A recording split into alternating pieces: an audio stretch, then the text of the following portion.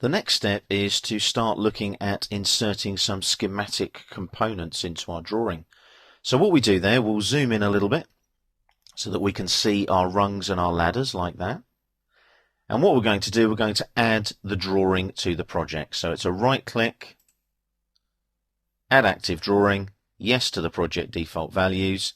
There's inserting components. We right click on it, properties, drawing properties. Make sure that the sheet number is sequential, 03, and enter. And there we are. Now, we then go to our schematic tab on the ribbon there. And if we look at the Insert Components panel here, and go to here to the icon menu, and click on the icon menu there, we have a plethora of standard schematic symbols built in to AutoCAD Electrical. So my plan is to add some relays here. So I'm going to go to Relays and Contacts here, and you've got just about every type of relay you can find. I'm going to add some standard relay NO, normally open contacts. I click on Relay, and I'm going to drop one just in there. Now notice I've got the object snap on. This is where things could get a little bit complicated. If I click there, it drops that particular relay on that particular object snap.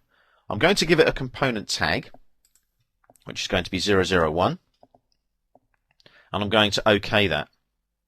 I'm not going to repeat it because it's put my relay in the wrong place.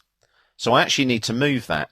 Now, one of the tricks with AutoCAD Electrical, if you hover over a component, don't left click on it, just right click. You get the component shortcut menu, not the standard AutoCAD shortcut menu.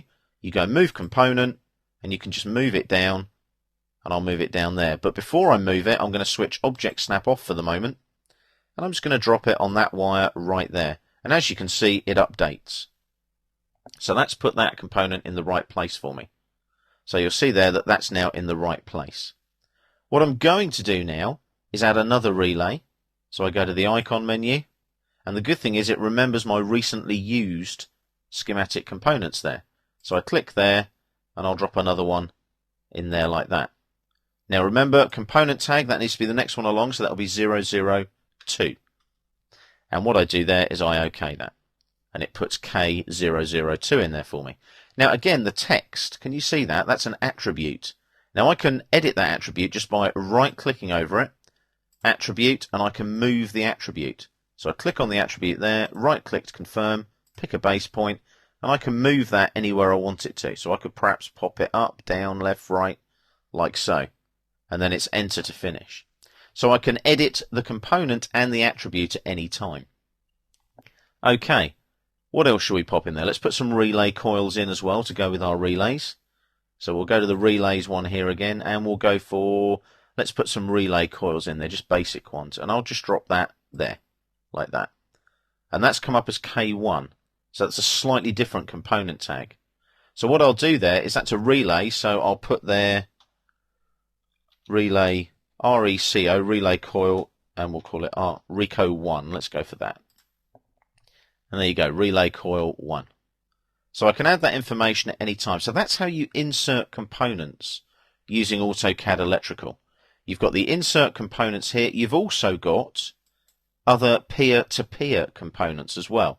So you've got here pneumatic, hydraulic, and P&ID components as well.